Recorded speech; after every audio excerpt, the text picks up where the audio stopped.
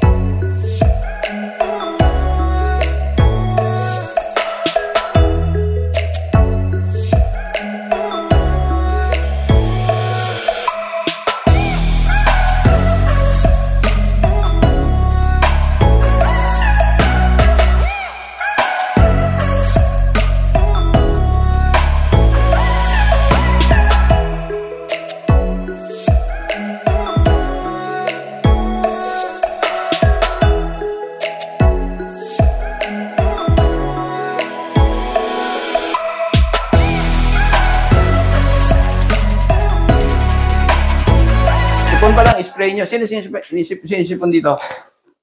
Spray mo siya, ha? Spray kayo. Tingnan. Meron na po. Nag-spray kayo? Nakabili na po ako. Kailan pa? Nakalinggo. Nakakatulong. Emergency po kasi nahirapan ako. No, Ngayon okay na po. Nakatulong ba yung spray? Opo. Okay nga magsabi. Ito sige sa. Ano sabi nyo? Ano po, nagtumawag po ako dito kasi nahirapan akong huminga. Ubo ako ng ubo. Ang daming antibiotic, ang dami kong gamot. Then nakiusap ako dun sa call center nyo. Sabi ko, i-priority mo ako sa lala mo. Emergency? So, emergency, dinalhan ako 2 tsaka isang magnet. Ito ganun. Nandito. Ngayon wala na po, sa awa ng Ito ba yan? Opo, ito, dala-dala ko lagi po. Ayun huwag nyo na Ubus na nga po, kaya bibili ako ulit. Ayan Ito po, lagi kong dala-dala to. Tandaan nyo. Pati apo ko nagaganito. Very good ang dami kaming yan natulungan Maganda po niyan, promise. Kahit, lalo ngayon kung sa China, ang totoo ngayon, marami nang napupunong clinic sa ubo mangyayari sa atin yun, ganun din sa China Kaya paghandaan nyo, dahil ang hirap, tamaan kayo ng ubo, ma-hospital kayo. Kung may mahina pa puso nyo, may stroke kayo, doon kaya may namamatay na matatanda. Ang ubo, walang gamot. Pero, nagsisimula sa sipon, tama? Sipon muna. Pag napabayaan nyo, inabot ng 3 araw, 4, wala na, nasa loob na ng baga, magkakatagalan. Pero gagamitin nyo pa rin ito para hindi lumala. Pero kung sipon pa lang, matalas kayo, katulad ng ginawa nyo, nakarecord. Maganda rin po, Dok, sa tenga yan. Kasi ang sakit ng tenga ko dati. Kasi nakita ko dun sa okay din sa tenga. I-sprayan ko yung tenga ko kasi parang masakit, kumikirot. Ang ganda. Hindi lang kasi ito, ang dati pangalan nito, multipurpose spray Yung iba alam nyo, kaya sa Las Vegas nagkaroon akong dealer sa Amerika. Yung mga nurse ng Pilipina, sabi ko dun sa dealer ko, ang dealer ko nasa may Quezon City, bakit pa nadala mo sa Las Vegas? May dealer tayo ron. Bakit? Lumakas. Di ba lakas ang COVID? Hindi. Alam mo kung saan? UTI. Ang dealer daw nyo, nurse Nagkaroon ng UTI, kung ano na ininom, ito inispray sa puwerta. Ayun na isa, kaya doon sila ay maraming malaking ospital. Ayan, kaya hindi lang yun, sabi sa tenga, kaya dinugtong ko na, ha? Ito, alam nyo kung ano yung laman nito? Kung ano yung ginagamit ng ating katawan, sa loob ng ating katawan na pamatay sa virus at bakterya panlaban. Ano yun? Zinc at ano pa? H2O2. Pero wala naman po akong upo, wala akong upo. Umina kasi parang nahihilo lang ako. Ay, hindi. Sa pag-therapy tayo, yung hilo-hilo, makatutulungan kayo sa therapy. Ibig sabihin nun, may problema yung dugo nyo, yung oxygen, ha? Nakakaano. Mahina ba kayo minom tubig? Medyo Mahina. O, dadamihan nyo, ha? Tapos mag-therapy kayo, ha? Okay, mababawasan na. Yung karanasan ko dito sa magnet na to, pero bago ko naalala to, galing na kami dito noon eh. Diba, nagpaano na kami. Oo, nagano na. So, gumanda pa ganun, pati yung likod ko, yung sa likod ko, hanggang ganun, wala na eh. Hindi, wala. Ayos na siya. So, ito lang ngayon, bibiyahin na kami ng Mindanao. Yung aeroplano, habang umakyat yan, may pressure yan. Nahirapan ako huminga. Naranasan niyo ba yung pag huminga, parang may tumutusok sa... Sa akin, lumalala siya ng lumalala. Hindi na ako nagpalata sa magulang ko. Parang kumukulo, parang may gumagano habang huminga ako. Medyo matagal, pinabayaan ko lang kasi minsan nawawala, di ba? Hindi, lolong lumalala. Sabi ko, naalala ko yung dugo. Malapot siguro dugo ko. Yun, dumapot, di ba? Nandito na sa akin yung bagong ganyan. Kinuha ko magnet. Pag nagpatapat ko, siguro 2 to 3 seconds, ang luwag ng hininga ko, sabi ko, grabe to. Naalala ko lang sa salamat talaga sa kamay talaga. The best. Dun sa may kinalaman ito sa number 2, ano, yung kaninang slide na pinakita namin sa inyo, na yung sa dugo, yun ang pinag-usayan. Kapag acidic ang ating katawan, ibig sabihin kulang sa oxygen, napaplat ang tao. Kung titingnan niyo yung first picture nito, alkaline yan. Yung sakong ang titingnan niyo, yung pitsol, yung sako, tingnan pantay. Pero doon sa acidic, nakita niyo, umaano sa taas kapag nilagyan ng magnet. Diba? Kanina sabi ko, gagamitan natin ng magnet. Ito, calibrated magnet ito, ha. Huwag kayong basta gagamit ng magnet. Dahil ang magnet, nakakabuti, nakakasama. Tandaan nyo, ang dugo natin ay bakal. Kapag gumamit kayo ng magnet na hindi calibrated, pwedeng higupin yung dugo nyo at nakatulog kayo, pwedeng mahirapan kayo huminga at baka atakihin pa kayo. Ito, kahit gamitin nyo ng 24 hours, 7 times a week o 365 a year, days, wala kayong problema. Dahil ito kinalibrate ko, kaya ingat kayo, ito, calibrated ito, ang tawag calibrated magnet. Pag ito acidic kayo, inilagay nyo sa katawan nyo rin, nilagay mo rito, alkaline ka, hindi liliit yung sakong mo, di magpa. Pero pag nilipat mo rito, at nilagay mo acidic ito, lalo masakit ang ulo, makita nyo, magbabago. Kung titingnan nyo yung first picture, alkaline yan, yung second, acidic, medyo tumataas na. Pero yung kondisyon, ang kadalasan, wala pang sakit dyan. Acidic lang, tandaan nyo, ang tao, 3 taon bago magkasakit, acidic ang 3 taon, more or less, ha. Depende sa katawan ng tao. Pero pag yan na inabot na ng 3 taon na acidic, dumami na ang bakterya. O, di pwedeng high blood ka, hypertension, diabetes, kung ano-ano pa. O baka may tumor ka. O, kaya iingatan natin. Kaya itong magnet ito, malaking bagay ito pag marunong kayong gumamit. Dahil ito, kayo na mismo magiging doktor sa sarili, kayo mag-i-scan kung may problema sa katawan nyo.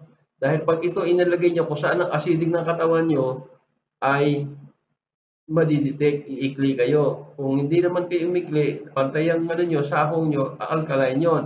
O anong gagawin nyo? Pag nakita nyo acidic, nilagay mo dito acidic, mag-i-spray lang ito sa ulo. Mamaya pakikita yung spray to, itong to. O yung isa naman, nakita nyo, yung second picture, acidic, medyo miikli na yung maatras na yung sakong niya.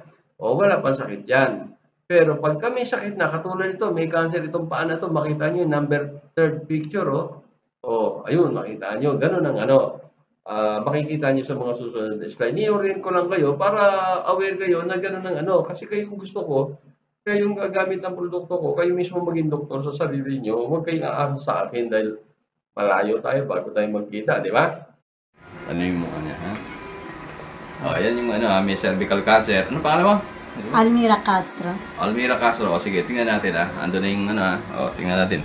Ang tao umuurong kapag may sakit, lalo may cancer. Tingnan niyo yung paa. Di ba? Ito, pumasok ito, hinatak ito. Nakita nyo? Oh. Okay, ang gagawin natin, spray natin. Kunin mo yung spray. Spray sa ulo, ha?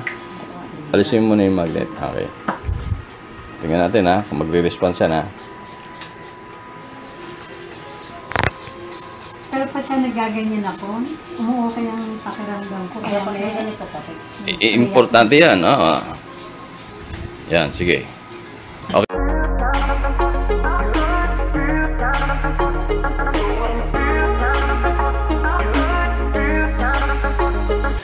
Ayan, ha? Na sprayhan na, tingnan natin. Sige, lagay mo na yung magnet doon sa 1. Okay, lagay mo, ha? Yan, ha? O, tingnan, sandali lang yan, o. O, tingnan natin. Unti-unti, di ba? O, yun. Magantay na, di ba? Nangawit lang ako, eh. O. Bigat ng paunti. Di ba? O, yun. Yun ang sinasabi ko, ha? Kaya malaking pag-asa. Napansin natin na maikli doon sa area na yon, so acidic yon, lumapot ang dugo doon, maraming bacteria doon, walang oxygen doon. No? Doon tayong sariling doktora, kaya yung iba, lahat naman tayo may cancer, ang totoo eh. Kaya lang maliit lang yung iba. Katulad ko, wala naman akong tumor, o di maliit pa, kasi nga yung doktor natin gumagana. Ang ginagawa niyan, anytime na nagdidikit-dikit, nag-acidic, malakas ang doktor ko, iwa-hiwalay niya para dumalo yung dugo, nutrients, oxygen, matanggal yung basura.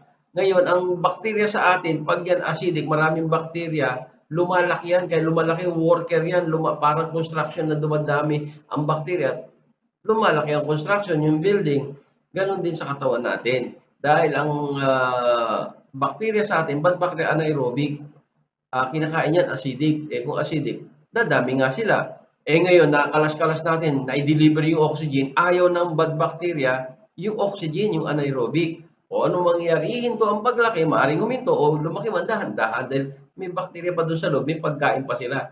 Yung alkaline o yung oxygen, hindi nila pagkain yan, aalis sila yan. So, nakuha nyo na. O yun ang importante. Ha? Tandaan nyo, ang tao, bago magkasakit, ay mga more or less sa estimate mga 3 taon by acidic, high blood, diabetes, etc. Ha? Okay. O, pag-uusapan naman natin tungkol sa cellphone, yung radiation nito. Alam lahat ng tao na ang cellphone masama ang radiation nito. Ang totoo nga nito, sa lalaki, pagka inilagay mo sa tabi sa bulsa mo yan, base sa maraming pagsisiyasat ng mga eksperto yan, nababawasan ng sperm count o nanghihina. Talagang nakaka-apekto. Marami ng mga bata, nagsisisure, etc. So, marami nakakaalam, masama ito. Pero ang hindi nila alam, gaano kasama at paano naging masama. Ito, ibibigay ko sa inyo yung detalye. No? Ito, invention ko ito. Yan, yung Android na yan. Kung nakikita, nilagay ko to, cellphone ko to, nilagay ko rito. No?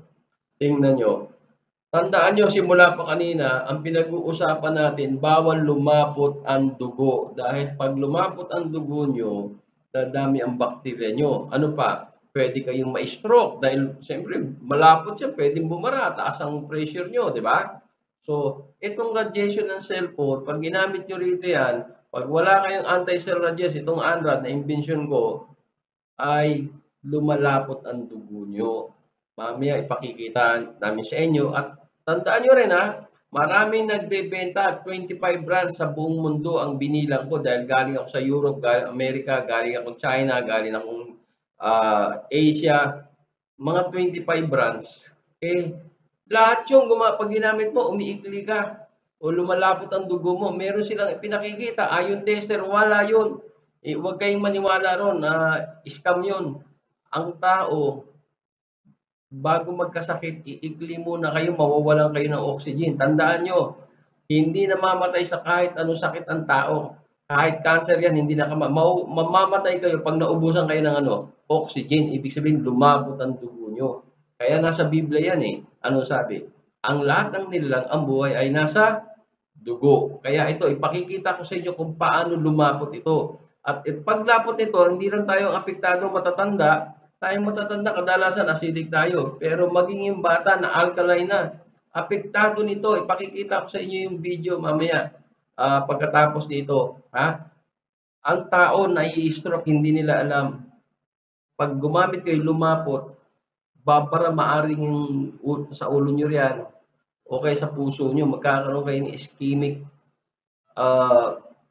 stroke, o kaya ischemic heart attack. Babara yan hanggang sa pumutok yung ugat nyo, magiging hemorrhagic stroke na yan, o hemorrhagic heart attack na yan. Ano? O yun, sige tandaan nyo ito, nagpapalapot ng dugo ito. Ano ang mangyayari? Para natin masabing lumalapot, iikli kayo. Pantay, di ba? O, tingnan mo to, pantay. Tingnan mo muna. Pantay. Di ba? Oo, pantay. O, lagay mo yung cellphone. Ayun, Tawag ka na. Tira mo si Sige. cellphone. O. Ano nangyari? Ang bilis naman! Naku, yari ka! Mas ano ka! Sobra to. Sobra to. Sobra ka, Lagay mo yung oh. sticker. Lagay mo yung sticker. O, sige, lagay mo. Yung sticker. Ayan, may sticker na. Ang ba? Tingnan mo. Oh, ang bilis. Pumapantay, di ba? Mas adik ka sa cellphone kaysa sa akin. O, sige. Pakita mo paano pagtanggal. Tingnan mo sa kanya. Tanggalin. Tanggalin, ha? Sige, tanggal mo yung sticker. O, yan. Tinanggal na, ha? O, tingnan mo. Wow, O, lagay mo ulit. Lagay mo. Pakita mo sa kanya habang nilalagay. Asama yun. Tingnan mo kung na yung tuwa ko nga, ha? O, di ba? O, sige. O, tingnan mo. O, sige. Dali, magpapantay na, o. Ayan na. Yung patay na. Tanggalin mo ulit. Isa pa. Tanggalin. Isa na lang. O, lagay mo ulit. Nakita mo, di ba? O, yun. Lagay na ulit, ha? O. Yari ka, mas Ayan. adik ka sa cellphone. Nakita mo? Masyado kang allergic. Hindi, pareho kayo. Hindi, ako mabagal siya. Mabilis. Siya, o lumapot yung dugo niya sa ulo, matanda yun. Kadalasan, matanda. Acidic yan, eh. Pero yung bata, hindi. Natural alkaline yan. Hanggang 18 years old yan, 15 years old. Basta tama lang yung pagkain. Malusog yung bata. Pero tingnan mo, kung paano siya maapektuhan. Alam niyo ba na ang bata, pagka nag-aaral, kailangan ng maraming oxygen yan. Pag gumamit yan, makita nyo, tingnan nyo, bumabagal ang ang pagkatuto ng na ihirapan matuto ang bata dahil nga kulang sa oxygen dahil gumamit ng cellphone. Bago pumasok sa eskwela, gamit ng cellphone. O nasa eskwelahan, gamit ng cellphone. O magre-review, ganun din. Sayang, mamaya, ipakikita ko sa inyo kung ano ang yan, susunod na video na ito. Naman, di ba? Pantay siya, di ba? O, pantay, di ba? O, gamitin mo. Ito. Ayan. Okay, gamitin mo. Lagay sa Sige. tenga. Kunyari nakipag-usap ka. Lagay mo lang sa tenga. Lagay mo kunyari nakipag-usap ka. sa tenga. O, tingnan nyo, ha? O. Ano nangyari? Relax. Nakita nyo, di ba? Lumiit, o.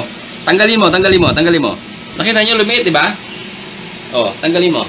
Bitawan mo dito. O. Pumantay, di ba? Opo. O, gamitin lang. Hawakan mo.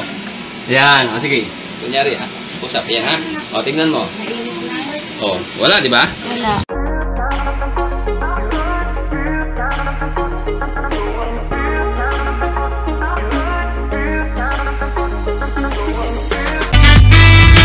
Ilang mga natatanging Pinoy sa bansa ginawaran ng pagkilala sa katatapos lang na Bravo Philippine Awards na ginanap sa Manila Hotel. Basta binigyang pagkilala yung Pinoy inventor na si Ismael Aviso Sr. bilang Inventor of the Year at kanyang anak na young entrepreneur na ginawaran ng Excellence in Business.